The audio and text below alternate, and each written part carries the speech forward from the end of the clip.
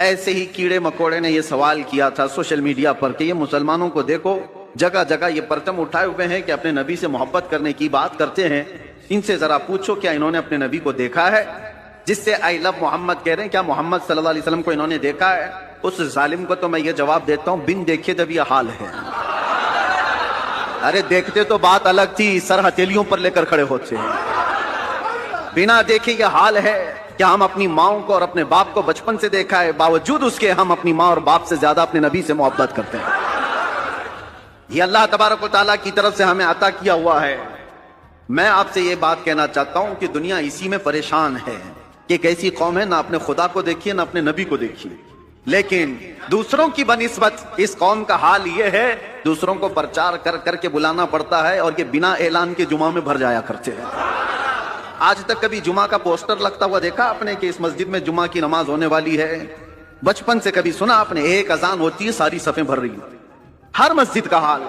جمعہ میں کون تمہیں دعوت دے کر بلاتا ہے؟ مؤذن صاحب گھر گھر جاتے ہیں، پوسٹر لگایا جاتا ہے، پرچار کیا جاتا ہے؟ نہیں۔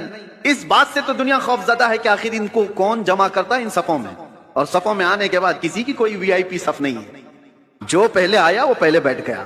وہ کسان کا بچہ بھی سامنے بیٹھ سکتا ہے، کسی غریب مزدور کا بچہ بھی پہلی صف میں بیٹھ سکتا ہے، اور بادشاہ اگر تاخیر سے آئے تو پیچھے ہی بیٹھا رہے۔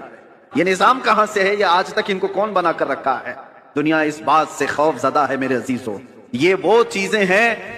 جارج برنارڈ شاہ ایک بہت بڑا مورخ ہے انگریز، اور اس نے یہ لکھا ہے کہ بہت سارے دنیا میں ریولیوشن آئے، دنیا میں بہت سارے انقلاب آئے، بڑی بڑی شخصیتیں آئیں، جیسے مارکس کا، لینن کا، اور بھی کئی ایسے بڑے بڑے شخصیات آئی، انہوں نے دنیا کے نظام کو بدلنے کی کوششیں کی، لیکن ان کا انقلاب، ان کا ریولیوشن 100 سال سے زیادہ تک نہیں چلا۔ ان کے اپنے شاگرد جب تک تھے تب تک ان کے انقلاب میں دم تھا۔